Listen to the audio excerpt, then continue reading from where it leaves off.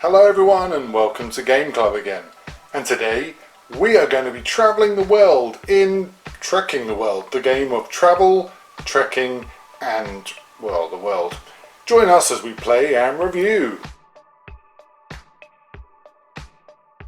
First up, the unboxing. Okay, the comments on the box, I would say I like the artwork. I think it's pretty solid. Obviously you've got the Sphinx, you've got the Barcelona, the church in Barcelona, pyramid, that's the Parthenon, what's on the Parthenon hill, that's actually a temple.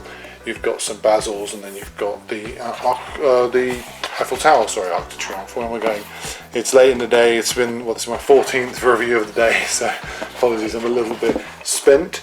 Anyway, we have opened this box of 4, so inside you'll see that the components are put together.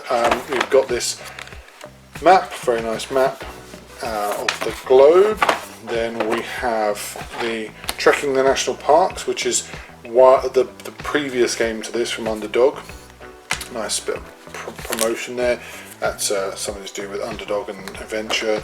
This is for a scorecard, and then you've got this lovely sort of boxed, everything put together, where you've got player cards and player components, and then you've got this nice little pouch as well. And then underneath you've got the instruction booklet, which is essential obviously for the game. Anyway, join us as we will then play and then review Trekking the World.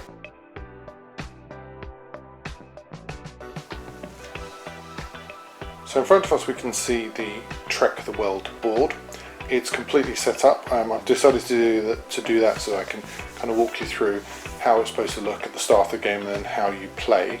I haven't set the pieces on the board, but that will allow you to see how the kind of game starts. What you need to do is you need to get your Trek cards here basically shuffled, and then 4 need to go at the bottom here as a draw pile, and 3 go to each player. Players collect their board, which looks something like that, which I showed you at the start, and this obviously outlines your tokens, your basically pieces that you collect from the board itself, and also the VPs you get for that. You need to collect your player piece as well, and then you also get your Trek cards as well, 3 of them, which you don't show to other players.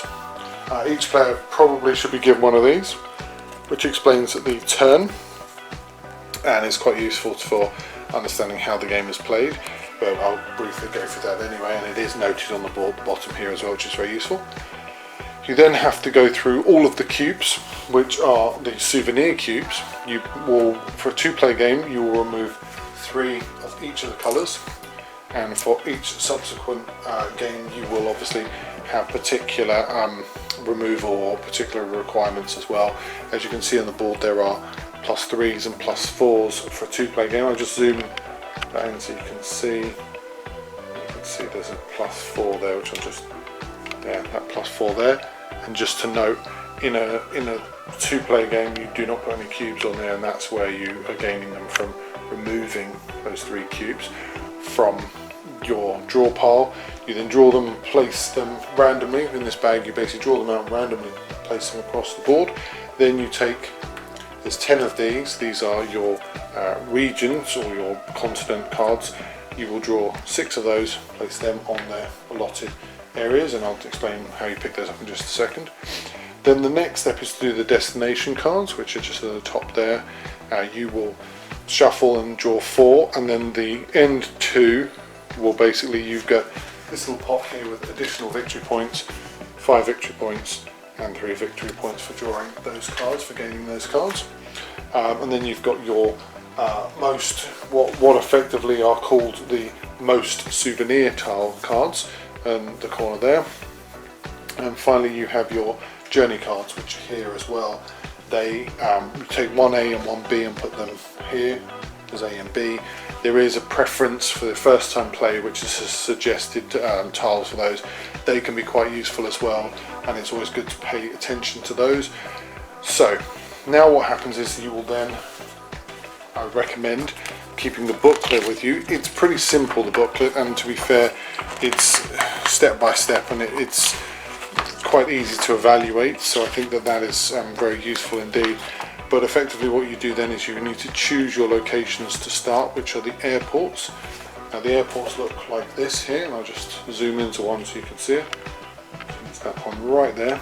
So right in the heart of the African continent is an airport there, and we're going to place our character here, and he's the first player. So the second player then will have to choose another airport, and our orange second player will choose one in South America there, and then they're good to go. Now what happens is, for your turn, the player turn, you have to move, so you have to move, and that's required.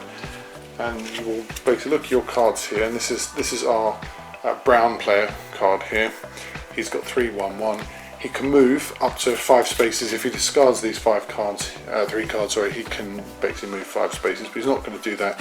Instead, he's going to look at, because obviously you're looking over a card you want to collect, he's going to just drop the 1 water one, and he'll move to the Pyramids of Giza, and he'll collect, as soon as you land on that stop, you collect that souvenir cube, and that goes onto your player card, and effectively that will be an end game scoring point. Put that in the discard pile, and I'd always recommend having a discard pile next to, not attached to, just because it makes it far more simple and also less confusing. To note, once you get 2 of any cube, you will instantly gain one of these. That will pass between players, so don't be kind of upset if you end up losing it. It's a case of you can still get it back if you collect more tokens, but once obviously all the tokens are gone from the board, the game finishes. Once you collect all of the tokens from a region, all the souvenir cubes from a region, you also then pick up the region card, which is the one, remember I noted before, with the continent. So that obviously is something to remember, and with all 5 of those region bonus tiles go, then the game's also over as well, or end game is triggered. Now once you've moved, you get a series of options to choose from. You can choose to draw 2, that's to take 2 of these trick cards here. You can take a tour, and that would be, as an example, you've got Table Mountain here. You've got the cards that match, so 2 of these green cards. Disregard the value, effectively it's just a symbol. 2 of these green cards on one of the water cards. Then you can collect this card, you take the tour, you give over the cards, and then effectively you keep this and you get your 18 points. Or the third thing to do is take a journey. And what a journey is the journey is effectively the journey log at the top there.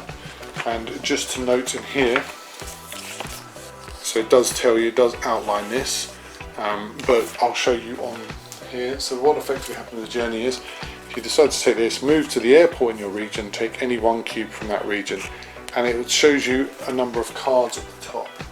Those number of cards, 2 of the same icon coloured Trek cards, and you have to discard those 2 in order to use that. And that can be 2 of any colour, but it has to be of the same colour, and then you discard that, and you then can obviously take the journey and effectively do whatever the bonus is up there. So that can be quite useful as well. But that's it, and what then happens is they'll flip to the next player and the next player, etc, etc, and you go around objectively trying to collect all of these tokens here, as many of the bonuses as possible, and that's it. Yeah, so effectively you're trying to collect locations, and then obviously get the bonuses and win the game. It's that simple. It's really quite simple, and I guess all that's left for me to do now is to tell you about it in my review. Now I'm hoping very shortly, by shortly probably the end of the month when I get paid again, I'll be able to get hold of the Trekking the National Parks, the game that actually inspired this, let's say the parent to this sibling. Trekking the World is actually a very sincere and also very simple game. It allows for players to effectively travel the world, see locations that are part of our lexicon of beautiful destinations and places that we kind of covered to go to, sometimes appearing on people's bucket lists, and some of them appear on mine. And it's done in a way that is not harmful, it's done in a way that's quite gentle, quite easy to get into, and I think that it's the sort of game that players of all calibre and styles will enjoy. There may be some who will find the mechanics too simplistic, but I think actually it really bodes well for a family type game.